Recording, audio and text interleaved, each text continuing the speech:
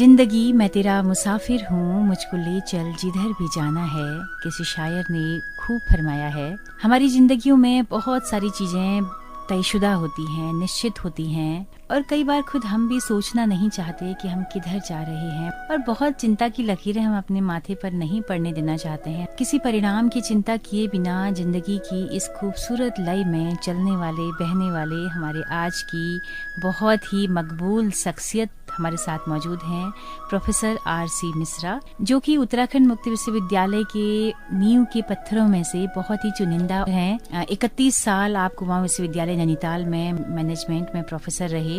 यूं तो professor RC. मिश्र 14 सालों से ही उत्तराखंड मुक्त विश्वविद्यालय में हैं, लेकिन यूं लगता है कि पूरी उम्र इस संस्थान को दे दी है, क्योंकि अपना जो सबसे सर्वोत्तम हो सकता था, अपने अनुभवों का जो सबसे क्रीम हिस्सा था, वो आपने विश्वविद्यालय को दिया है। 5 साल बारी से कुल सचिव के पद पर आप रहे। विश्वविद्यालय को मान्यता नहीं थी, वो आपने दिलवाई। यहाँ पर एकेडमिक काउंसिल और एग्जीक्यूटिव काउंसिल्स बनाने का श्रेय आपको जाता है, और नैक की B++ ग्रेड आपके अथक प्रयासों से विश्वविद्यालय को इस बार मिली है। अभी तक सैकड़ों लोगों की जुबान से गाया जा चुका एक बेहतरीन कुल गीत आपने विश्वविद्यालय को दिया है। यूं कहें कि उत्तराखंड मुक्त विश्वविद्यालय और प्रोफेसर आर.सी. मिश्र पर्याय हैं एक दूसरे के। तो आज प्रोफेसर आर.सी. मिश्र सेवानिवृत्त हो रहे हैं विश्वविद्यालय से। तो आज के दिन में अपने सफरनामे को किस तरह से देखते हैं, आइए उस पर बात करेंगे। Professor RC. मिश्र, आपका बहुत बहुत स्वागत है इस रेडियो कार्यक्रम में, स्टूडियो में। सर, तो विश्वविद्यालय से जुदा होते हुए कैसा लग रहा है आपको, क्योंकि इतना नींव आप रहे हैं इस विश्वविद्यालय की, हम तमाम सारे लोग भावुक हो रहे हैं। पिछले 13 सालों से आप विश्वविद्यालय को देख रहे हैं, कहाँ से शुरू करें अगर मैं सफरनामे की बात करूं? देखिए, कहीं भी जुड़ना बड़े हर्ष का क्षण होता है, और वहाँ से अलग होना पीड़ा का क्षण होता है, क्योंकि धीरे धीरे पिछले 13 वर्षों में मुझे लगा कि मेरी पहचान उत्तराखंड मुक्त विश्वविद्यालय बन गया है। और कहीं भी परिचय देना हो, कोई बात करनी हो, तो कहता था कि मैं उत्तराखंड मुक्त विश्वविद्यालय में काम करता हूँ, तो वो परिचय तो छूट जाता है। तो इसलिए स्वाभाविक सी बात है कि जब आप कहीं से अलग होते हैं तो वो कोई बहुत सुखद क्षण तो नहीं होता, पीड़ादायक क्षण ही होता है। लेकिन ये क्रम है, और जिस दिन व्यक्ति नौकरी ज्वाइन करता है उसी दिन अगर जीवित रहेगा तो रिटायरमेंट की तिथि भी निश्चित है कि किस तारीख को रिटायर होगा। ये बात तो बड़ी स्पष्ट है, इसमें कोई कहने की बात नहीं। लेकिन मुझे संतोष है कि 44 साल के अपने इस टीचिंग करियर में मैंने बहुत अधिक संतोष पाया है, और सबसे अधिक संतोष ये है अपने काम को सही तरीके से करने का, और विशेष रूप से अपने विषय और अध्ययन अध्यापन को इस प्रकार लेने का कि जिसमें उसे मुझे कभी कोई पछतावा नहीं है कि मैं वो नहीं कर पाया जो मुझे करना चाहिए था। लगभग सभी बातें जो मैं चाहता था वो मैं कर सका। मेरे पढ़ाए हुए विद्यार्थी आज समाज में बहुमूल्य सेवाएं दे रहे हैं, बड़े महत्वपूर्ण पदों पर हैं देश में और विदेश में, और वो आज भी मुझसे जुड़े हुए हैं और मेरे साथ उसी प्रेम और सम्मान के भाव के साथ जुड़कर बातचीत करते हैं, मिलते हैं। और मुझे ऐसा लगता है कि शायद वो एक ऐसा योगदान है जो एक शिक्षक ही दे सकता है और कोई व्यक्ति नहीं दे सकता है। उत्तराखंड मुक्त विश्वविद्यालय में आने के बाद उस तरह का क्रम तो नहीं रहा, क्योंकि यहाँ प्रत्यक्ष रूप से विद्यार्थियों से संबंध नहीं रहता है, लेकिन कुल मिलाकर कामों की विविधता इतनी अधिक थी यहाँ कि लगभग हर क्षेत्र में काम करने का अवसर मिला मुझे। और इस विश्वविद्यालय ने मुझे इतना दिया जिसके बारे में अनुमान लगा पाना बड़ा कठिन है, क्योंकि जब जिस फील्ड में नया काम करने को मिला तो नया सीखने को मिला, और जहाँ नया सीखने को मिले, मेरा मानना है कि वो शायद एक सबसे महत्वपूर्ण अवसर होता है। कुल सचिव के रूप में काम करने का मुझे पहले कोई अनुभव नहीं था, पहली बार ही मैंने वो काम किया, और उस काम को करने के दौरान प्रयास यही किया कि सभी की सहायता की जाए। जो भी लोग मेरे पास अपनी समस्या लेकर आ रहे हैं, मैं अगर कुछ न कर सकूं तो कम से कम उससे कायदे से बात करूं, उसकी समस्या को सुनूं और उसके निराकरण के लिए प्रयास करूं। इसी तरह से MPDD हो, RSD हो, एकेडमिक हो, सीका हो, इन सभी अलग अलग निदेशालयों में काम करते समय मुझे हमेशा नई नई नीतियां बनानी पड़ी, नया नया ढांचा निर्माण करना पड़ा। लेकिन ये सब कुल मिलाकर सीखने की एक प्रक्रिया थी, और इसमें मुझे बहुत कुछ सीखने को मिला। तो उत्तराखंड मुक्त विश्वविद्यालय की अपनी इस यात्रा में मैं यही कह सकता हूँ कि मैं बहुत संतुष्ट हूँ, और मैंने बहुत कुछ पाया है, और कोशिश यही की कि किसी का दिल न दुखे, लेकिन फिर भी हो जाता है काम करने के दौरान कि कुछ लोगों को मुझसे कभी कभी असहज अनुभव हुआ हो, तो वो एक अलग बात है। लेकिन सामान्यतः मेरा प्रयास यही रहा कि हर व्यक्ति की समस्या के समाधान करने की कोशिश करूं और अपने स्तर से जो हो सके वो करूं। एक बड़ी महत्वपूर्ण बात मैं आपको बताना चाहता हूं कि किसी भी ऑर्गेनाइजेशन में काम करते वक्त आपके दो चरित्र होते हैं, दो दायित्व होते हैं। एक होता है आपका व्यक्तिगत जीवन और व्यक्तिगत जीवन की प्राथमिकताएं, और एक होता है संस्था और संस्था के जीवन की प्राथमिकताएं। पता नहीं क्यों मैं पहले से ही संस्था का व्यक्ति था, इंस्टीट्यूशंस मैन जिसे कह सकते हैं। तो मेरे लिए जो प्राथमिकता रही वो मेरी संस्था रही, मेरी संस्था से मेरा जुड़ाव मेरी प्राथमिकता रही।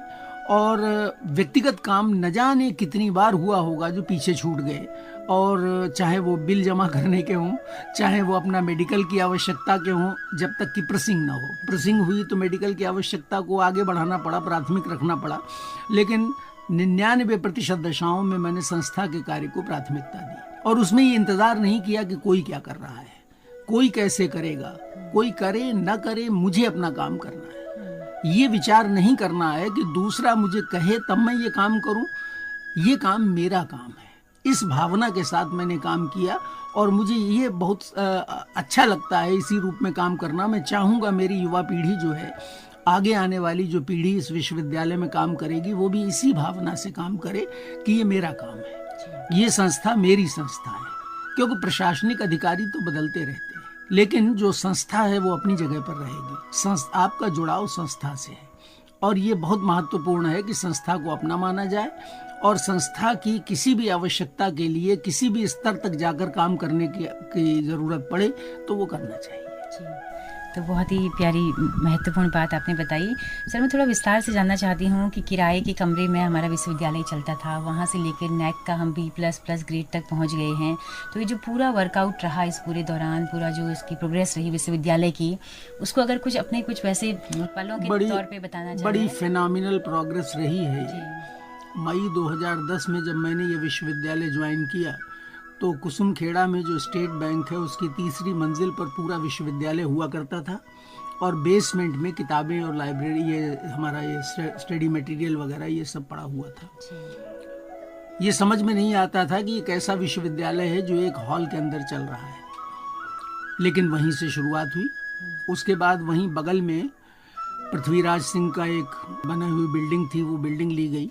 उस बिल्डिंग को किराए पर लेने के बाद हमने शुरुआत की, और लगा कि जैसे कुछ खुली जगह में आ गए हैं। एकदम महसूस होने लगा कि हम बड़ी खुली जगह में अब आ गए हैं। वो जगह भी बहुत अपर्याप्त थी, लेकिन इसके बावजूद वहीं से हमने काम शुरू किया, और विश्वविद्यालय का आधारभूत ढांचा वहीं पर निर्मित हुआ।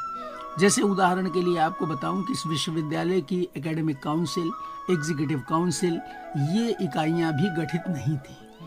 इतना ही नहीं, विश्वविद्यालय को धारा 2F में UGC के अंतर्गत कोई मान्यता नहीं थी। यानी स्वाभाविक सी बात है कि जितने विद्यार्थियों को तब तक डिग्रियां दी गई थीं, वो डिग्रियां एक तरह से मान्य नहीं थी, क्योंकि कोई भी डिग्री तभी मान्य होती है जब पहले एकेडमिक काउंसिल जो है वो उसे अप्रूवल देती है। एकेडमिक काउंसिल के अप्रूवल के बाद ही डिग्रियां मान्य होती हैं, और जबकि एकेडमिक काउंसिल तो थी ही नहीं, तो वो उस समय बनाई गई। उसी समय हम लोगों ने एकेडमिक काउंसिल का गठन किया, उसी समय जो है कार्य परिषद का गठन हुआ, एग्जीक्यूटिव काउंसिल का गठन हुआ, और विश्वविद्यालय ने विधिवत रूप से प्रारंभ करना शुरू किया। एक मजेदार बात आपको बताऊं कि एक होती है ख्याति और एक होती है नकारात्मक ख्याति। हम 2010 में नकारात्मक ख्याति से संघर्ष कर रहे थे, क्योंकि जो उससे पहले हमने स्टडी सेंटर बनाए थे वो सब बंद हो गए, पाठ्यक्रम बंद हो गए, विद्यार्थियों में अविश्वास था, अध्ययन केंद्र चलाने वाले जो लोग थे उनके अंदर अविश्वास था, बहुतों का पैसा बकाया था। हम जहाँ जाते थे, रुड़की, हरिद्वार, देहरादून, हमें लोग घेर लेते थे एक तरह से, और उनके प्रश्न ही प्रश्न होते थे जिनके बहुत कम उत्तर हमारे पास होते थे, सिवाय इसके कि हम आए हैं तो किसी पक्के इरादे के साथ आए हैं और यहाँ कुछ अच्छा करने की नीयत से आए हैं।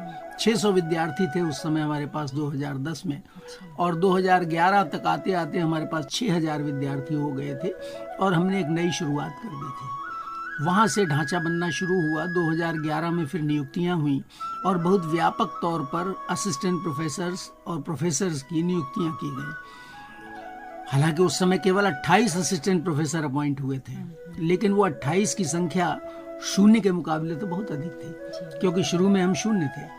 सेक्शन 2F में यूजीसी की विश्वविद्यालय को मान्यता प्राप्त हुई और मान्यता प्राप्त होने के बाद फिर क्रम चल निकला।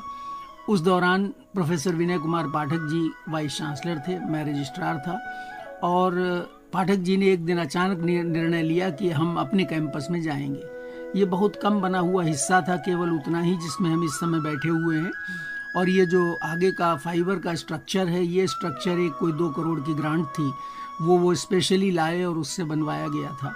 तो यहाँ हम लोगों ने शिफ्ट किया और शिफ्ट करके 2012 से हम इस परिसर में आ गए। यहाँ आने के बाद धीरे धीरे फिर और नियुक्तियाँ हुई, और वही बात है कि मैं अकेला ही चला था जानिबे मंजिल, मगर लोग साथ आते गए और कारवां बनता गया। एक अच्छा खासा कारवां बन गया, और वो कारवां जो है फिर अपने आप में एक इतिहास हो गया। धीरे धीरे पहला हमारा जो प्रयास था वो था सर्वाइवल